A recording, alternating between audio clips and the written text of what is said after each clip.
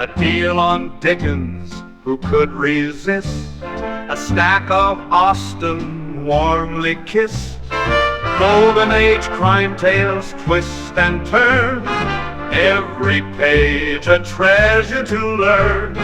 Books keep coming home with me, piles so tall they're all I see. Turn a page and sail the sea, reading always feels so free. Hi, my name is Talia. Welcome to Talia Nerds Out. Just want to kind of get this book review done out of the way so I don't have to think about this book anymore. I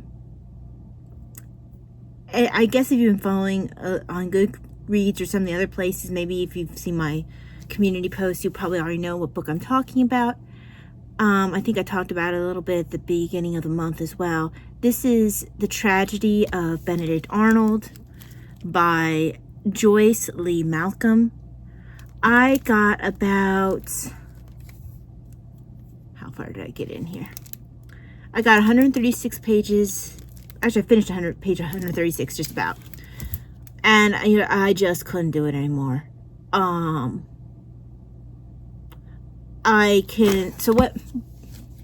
Well, my problem with the book is, and I kind of knew going in that this book could potentially be an issue with me. Right away, she was very clear about the fact that she was building a different narrative, shall we say. You could tell that she was very pro Benedict Arnold and wanted to prove, despite evidence that really doesn't support what she claims, that Peggy Shippen was completely innocent of any involvement with Benedict Arnold's treachery. But I was like, well, if she can convince me with her thesis, I don't expect she'll be able to convince me, but if she can convince me, I want to at least give her the opportunity to do so. So I decided to go forward and read the book, even though the introduction just kind of gave me a feeling for exactly what she seems to be, which is a Benedict Arnold apologist. So this book also, let's put it this way, which kind of makes me laugh, the way she describes and this alone also kind of told me, kind of set the framework for what I could expect, because if you follow my channel, you also know I'm a John Adams fan. I think a lot of him as having been very someone with high ideals and who tried to live by those ideals even when it was uncomfortable. But one of the paragraphs, even on the cover flap here, kind of warned me that this book was not going to be for me.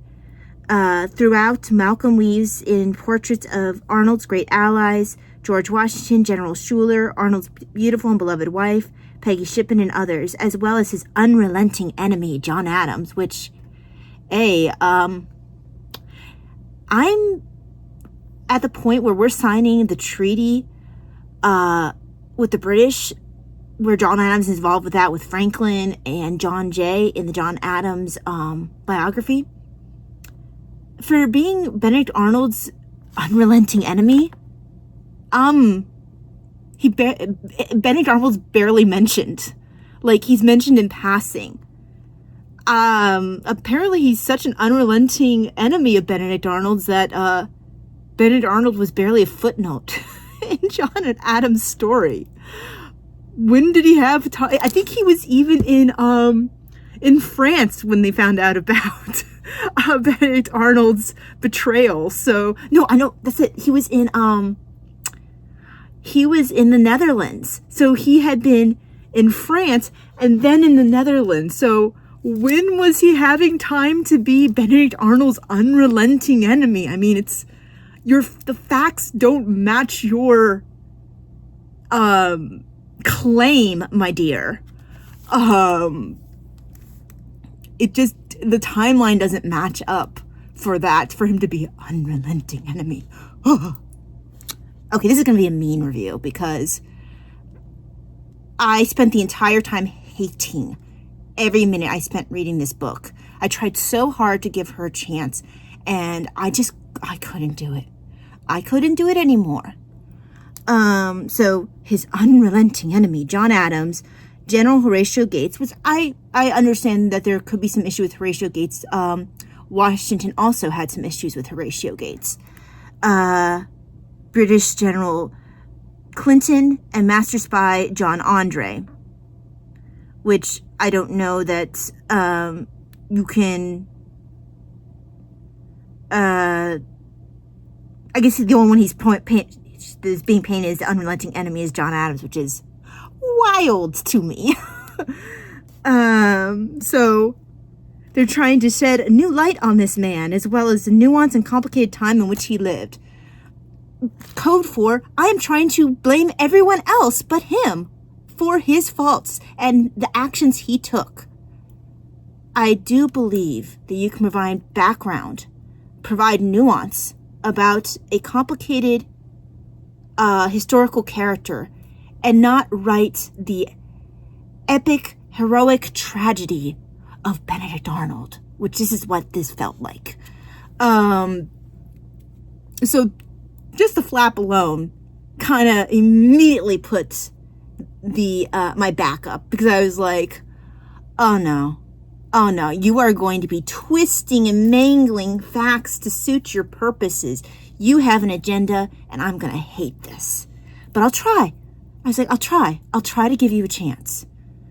And I didn't help that I had read right before this, the Peggy Shippen book, where I did believe that the author in the Peggy Shippen book did have some biases, but I thought they tried to give Peggy and Benedict both benefit of the doubt when they could.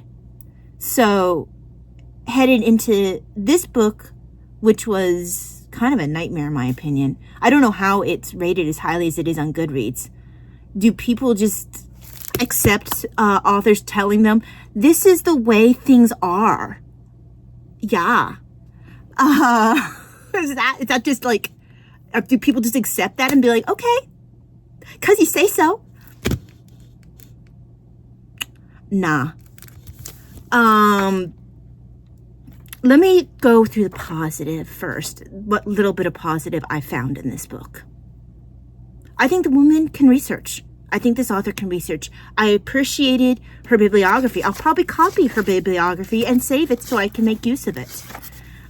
Because I got 2 books out of her bibliography. The Revolutionary War Doctor's Battlefield Journal. Hang on, I'm reaching down and grabbing it. So, Eyewitness to the American Revolution, the battles in general as seen by an army surgeon. This is a primary source that I picked up because of this book. So this was a benefit that I got out of it. Also, there is a primary source book called Revolutionaries and Redcoats, where it takes from journals and letters, etc., from different people involved in the war on both sides. So I have that coming in because of this book. So this wasn't a complete wash in that way. So I do appreciate, I think she can research. And I do appreciate that her footnotes, I liked her her endnoting. I thought she did good endnotes. I thought that she had a good bibliography. I thought that she was abysmal as even pretending to be even close to objective. And I don't mind knowing that the author is trying to make a case for their subject. I actually have avoided biographies. Like, there's a biography that I avoided for us. I think it was Francis Scott Key, flip the name around. Francis Scott Key, where the reviewer had said, this author obviously hates his subject. I don't know why he wrote about them, or they feel disdainful of their subject. I'm like, well, I don't want to read that. So where I don't necessarily want to read a work where someone obviously really doesn't like their subject, I don't want to feel like I'm reading like an apologetics, or a defense of the person, like to the point where it almost feels like you're reading an epic, an ode to this person. without anything balancing it out. Because I will acknowledge that knowing about Benedict Arnold's childhood, that could be important.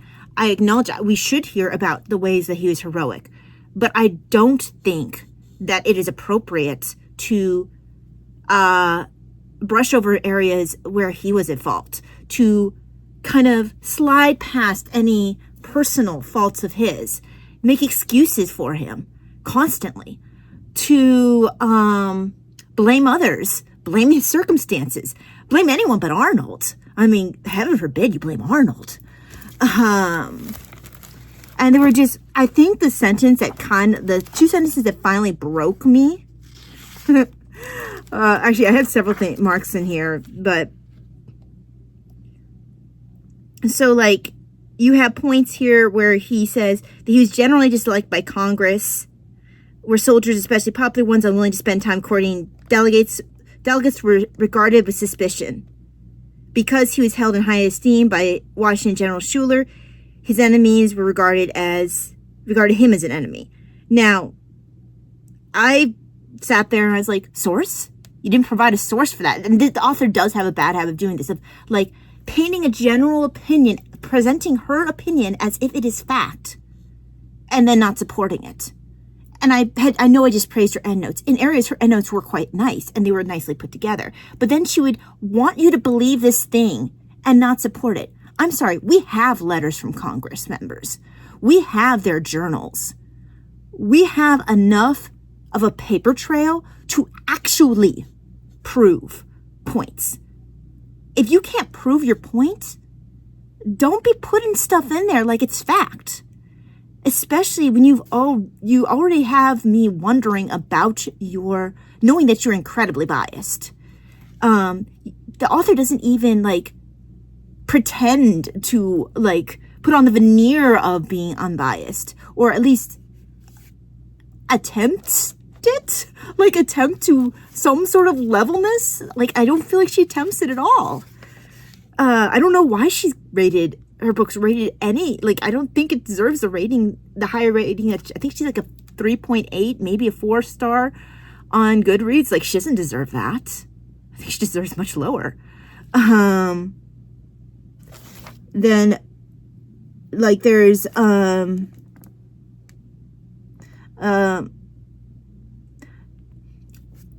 they'll mention something where she'll say things like, this was stripped away from, how is he supposed to now manage his honor? You know, like she would pose these questions where she's obviously trying to manipulate your emotions. And I'm like, okay, for one, I don't know if this is like a dumbed down level of writing. Like, let me ask that question as the reader. If you have to spoon feed me your biased opinion, then you're not a very good writer. Or you're very insecure about whether or not you've made a good enough case, because maybe the facts don't support your case. Maybe. And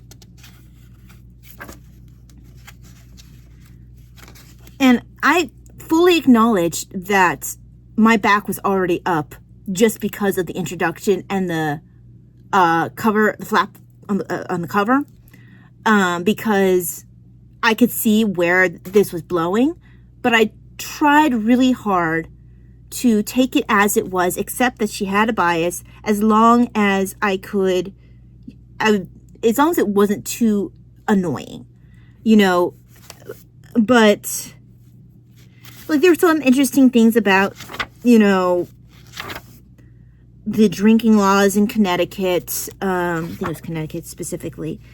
But she wants to build up this case, and you can tell she's trying to build it up, that his honor, you know, his honor is hurt, and his finances, and this and that. I'm sorry, Arnold wasn't the only one who suffered at the hands of feeling like he was underappreciated, or where his finances were hurting. Washington experienced things like that, as did Adams. Guess who didn't betray their country? Now,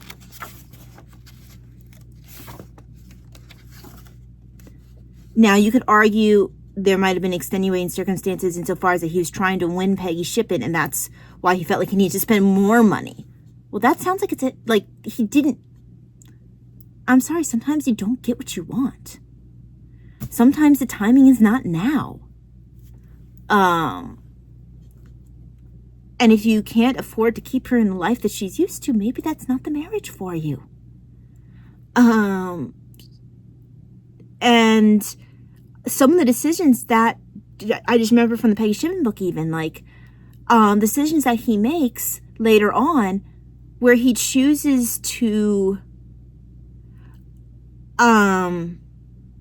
make financial gains where it was not allowed, where he took advantage of his position to make certain financial gains, and it wasn't allowed, and he was having to be called up for it. That was a decision he made. Circumstances might have made him feel like he needed to go in a certain direction, but he made the decision, and some of the things he did were illegal. So it's like, it wasn't like it was a surprise to him. He's just got caught. Now, I do think that the person who particularly, I think it was in Philadelphia, who particularly pushed the matter, the politician behind the scenes that particularly pushed the matter to, and I can't remember the guy's name, which is why I'm not mentioning it. I don't have the Peggy Shippen book on me right now. Who particularly pushed that matter. I think that he did maybe go above and beyond, but Arnold wasn't like some, poor beleaguered little, victim. Now, I didn't get to that point in this book, and who knows if this author would have finally actually held Arnold, responsible for stuff. But I mean, she completely glosses over almost the fact that he tarred and feathered someone who was going to tell on, which essentially was him doing some smuggling. This is before the war started. He had the guy tarred and feathered for they tried to intimidate the guy and run him out of town.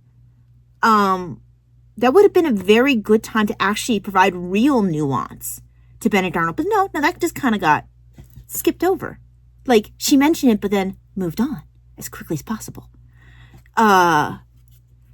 It didn't, sit there and, build this story like she does, over how his drunken father formed him as he was, or how, he was such a heroic man, and how he was treated so poorly. She waxes philosophic on that, but he tarred and feathered a man and tried to run him out of town. Boop boop. Let's move on.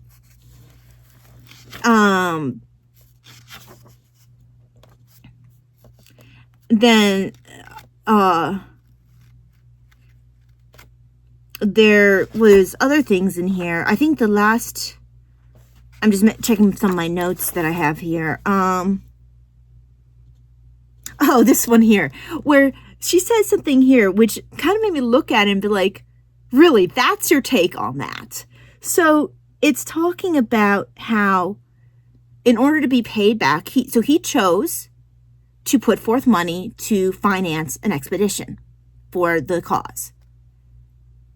You can argue one way or another whether he should have had to do that. The point is, he chose to do that. His choice. No one reached into his pocket and took that money from him. He chose to finance that. Now he wants Continental Congress to repay him. They are asking him to, actually I think it's the Massachusetts Congress, to repay him. And that the request alone is not the problem. I understand the request. But Arnold considered the demand of the Massachusetts Congress that he present himself to them with an exact accounting of his disbursements insulting and demeaning. His reports had consistently detailed his disbursement and needs. Moreover, he regarded as outrageous their failure to provide the final sums needed to make good various expense. He reminded them he had advanced more than 1,000 pounds of his own money to pay various expenses. Although he had repeatedly asked to be relieved of his post, He deeply resented these requests and was particularly upset that he was now to turn over the command of the forts and his men to a younger officer of the same rank.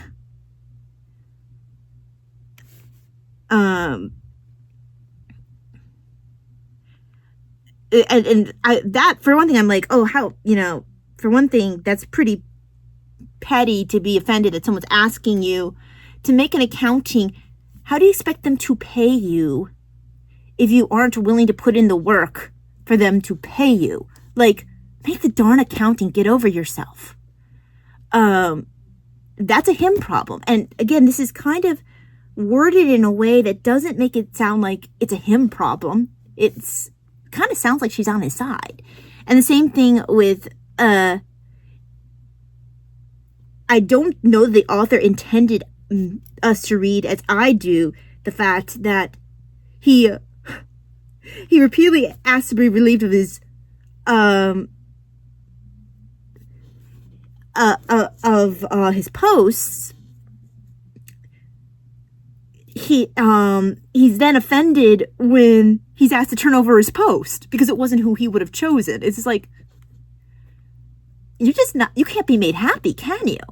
But the funny thing is, this again is kind of like skipped past. It goes on to just then continue to mention how, and he's just not being treated very well. He's got these enemies in who got to the Massachusetts Congress before he did. It's like, I don't know, he's kind of behaving unreasonably.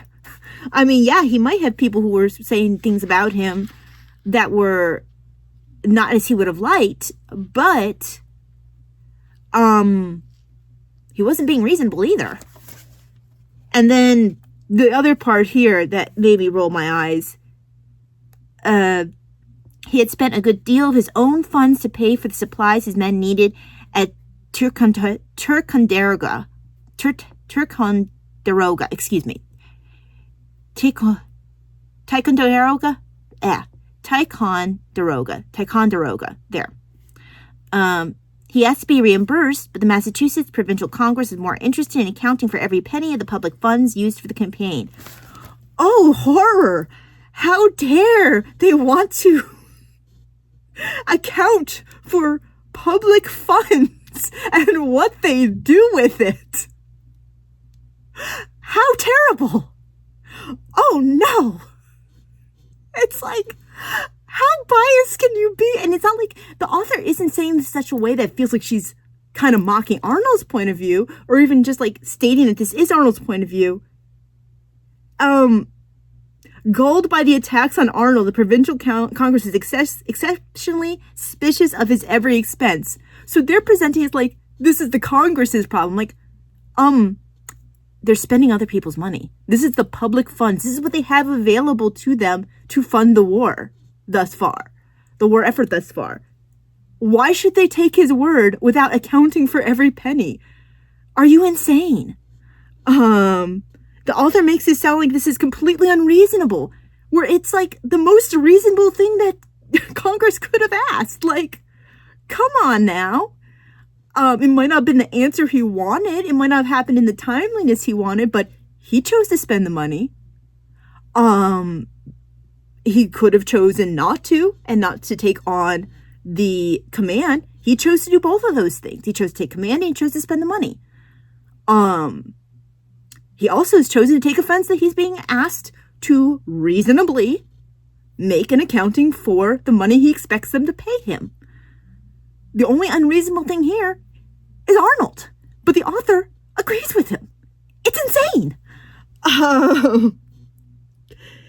And in trying to be fair, I was like, okay, well, maybe I can see where his pride is hurt, where he feels like they should believe him because he's been nothing but good. But all I can come back to is like, just swallow your darn pride. You want the money or don't you? Do you want it or don't you? If you don't want it, continue to be throw a hissy fit like a little prima donna. Or you could just make an accounting and do it as many times as you need to, because it's not your money. It is the public money. It's not Congress's money. It's the public money. So they have to be able to account for every penny because otherwise that's when you have corruption. But apparently big picture was not Arnold's thing. Arnold could only think of Arnold. And actually I agree with something that Peggy Shippen book said, that like the Shippen, like Peggy's father, Arnold was for the Arnold cause when it comes down to it. First and foremost, he was for Arnold, just as Peggy's father, first and foremost, was for his own cause, the Shippen. And so, that just kind of blew my mind that the author would take this kind of weird point of view. Like, how they asked him this, what? Just like, and then finally what broke me, what made me go like, all right, enough. I'm done.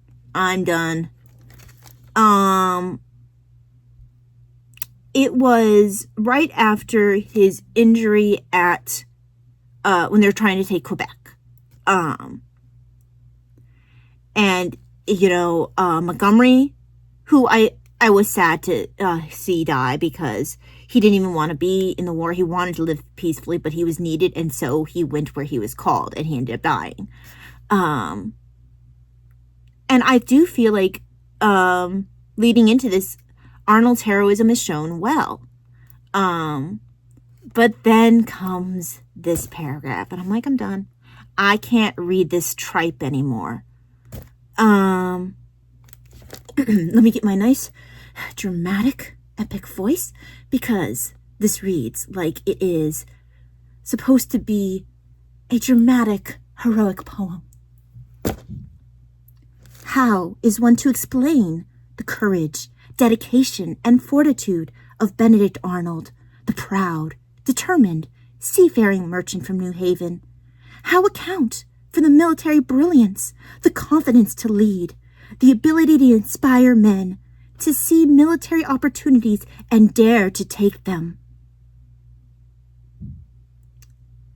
And it goes on where it talks about, you know, he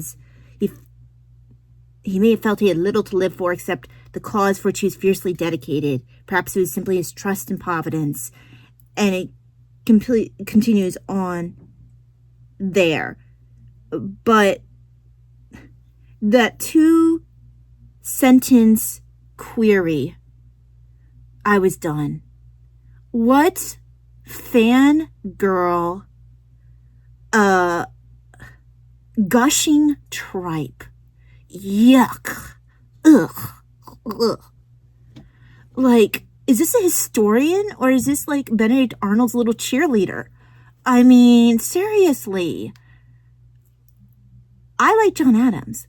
I don't expect to see this.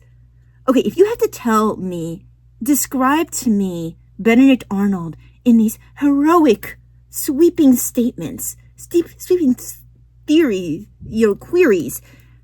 If you couldn't get me by page 136 to already question for myself, oh, wow, how did he manage to go this far? This proud, determined seafaring merchant. How could he be so brilliant? Like, if I'm not asking that on my own, if you had to put that thought in my head, you're not doing a very good job. I don't like the fact that this author is trying to manipulate my emotions. I don't like the fact this author is essentially a gushing fangirl.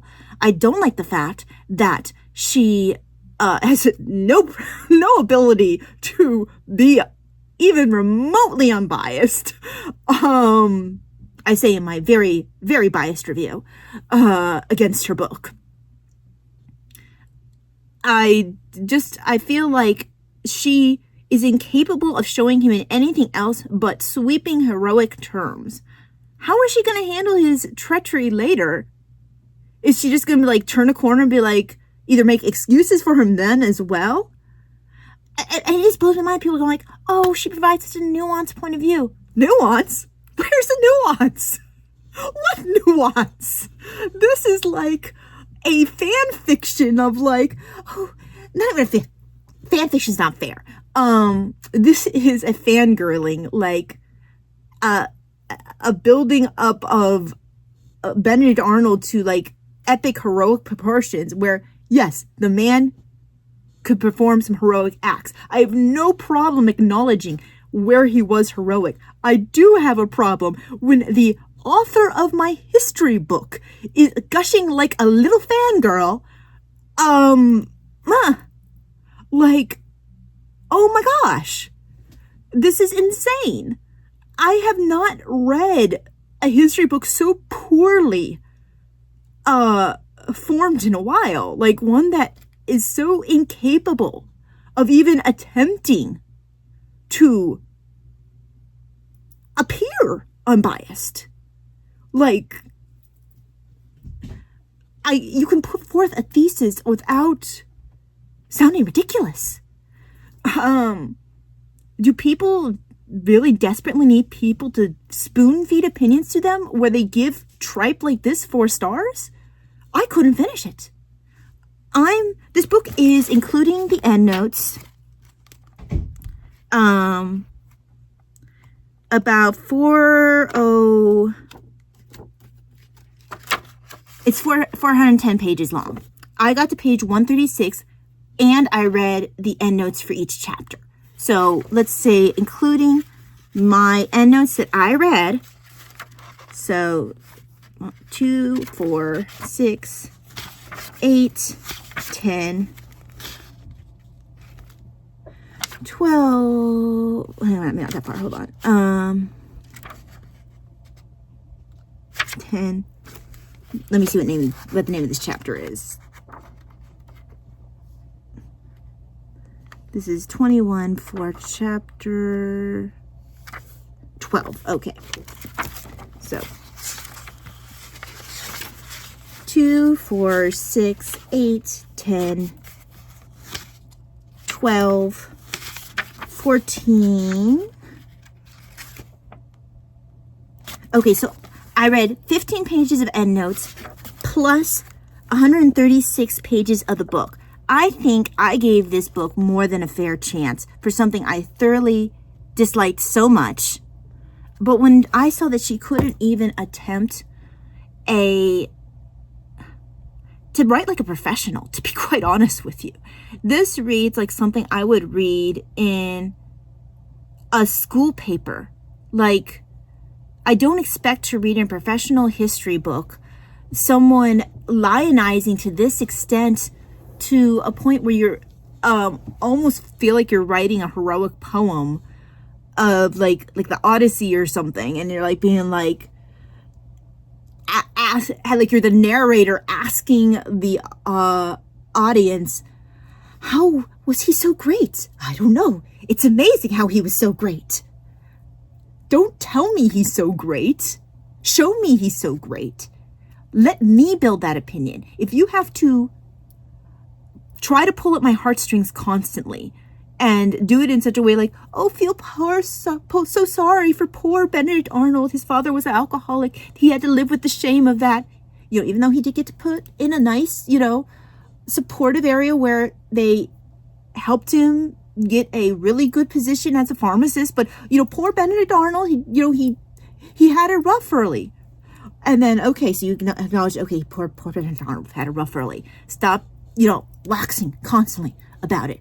And then, oh, and Arnold, ever since that, because of that, his sense of honor was very easily wounded. My dear, everyone had honor that they were worried about, not just Benedict Arnold.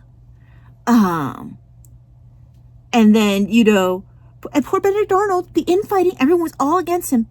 Everyone. Washington had issues with Horatio Gates. Everyone talked about everybody. Adams had the French ambassador and Franklin working together behind his back to get him pulled out of France. They tried to get him pulled out of the Netherlands. They wanted him pulled off of international peace treaties because France couldn't control him. They did what they could to really make things difficult for him. Eventually, Franklin ended up working with him with John Jay. But that was not before he did some damage by working with the French against him. So, and there were points where Adams felt very underappreciated and just wished he could be called home because he had no idea what he was doing there, because they made him feel like they didn't even really want him there, didn't know, like he felt like he was kind of kicking his heels, feeling useless. And he felt maybe he could have been a lot better off working at home, making money for his family, and being with his family that he loved and was missing. So to paint all this like somehow Benedict Arnold's story is so tragic, so sad, so terrible. I'm like, I'm sorry that he had a childhood with an alcoholic father. That doesn't like give him a pass for every bit of fault he has ever. You can't use that as an excuse constantly. You can't use the culture of honor as an excuse constantly when other people around him living in the same culture do not behave in the same manner. It's wild to me that this is what's considered nuanced, to have this author spoon-feeding her strong bias, her strong fangirling of Benedict Arnold to the reader, and this somehow being considered good writing. Like, let me introduce you to David McCullough, Ron Chernow, just about any other history author I've read. Like, I was blown away that people actually were giving this author credit. I wish she was better at writing this book. I got some good sources out of it. I will take note of her bibliography, but I was highly disappointed in the way she put this together, in case you couldn't tell, by my very mean and highly sarcastic and, not very nice review.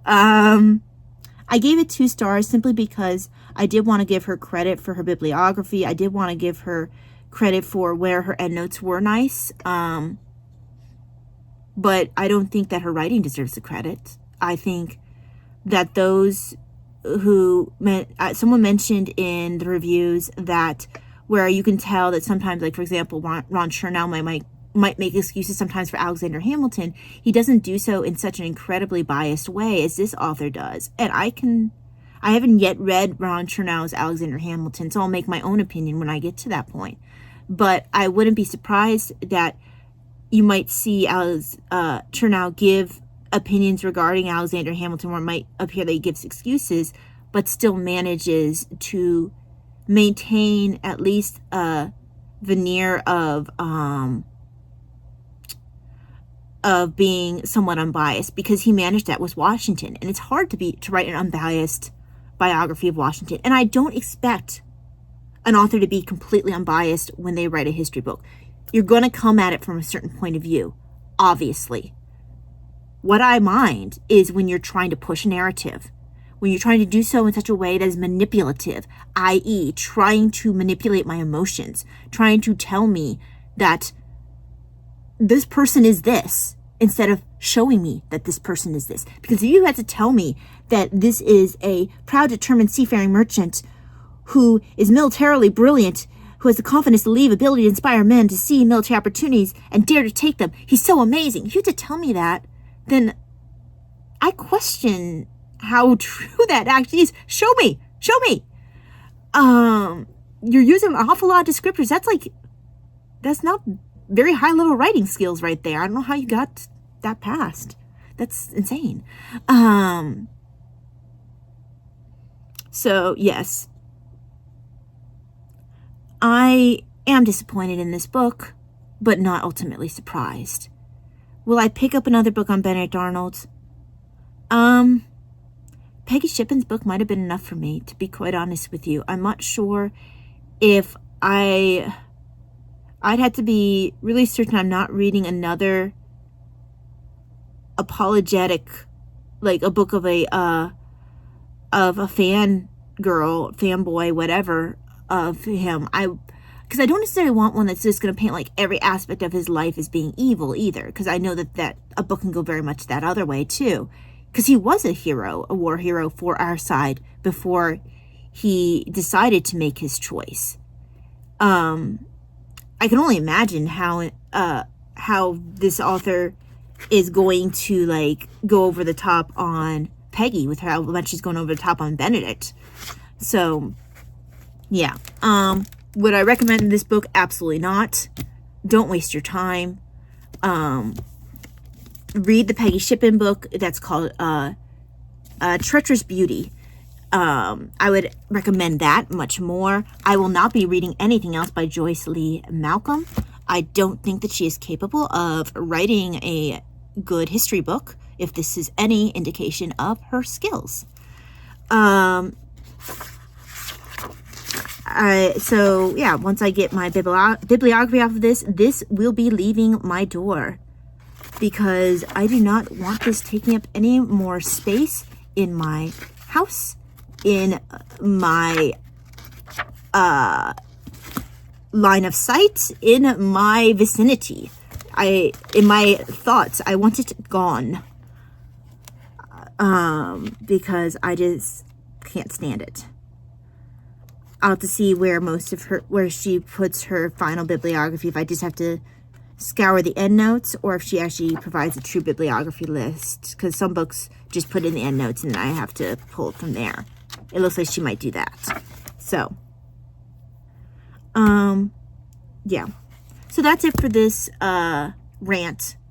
It's a lot longer than I intended, and I'm sure I repeated myself because I hated this book so much. Anyway, hope that you have a wonderful day, and I will see you the next time. God bless. Bye-bye. Books keep coming home with me. Piles so tall, they're all I see. Turn a page and sail the sea. Reading always feels so free.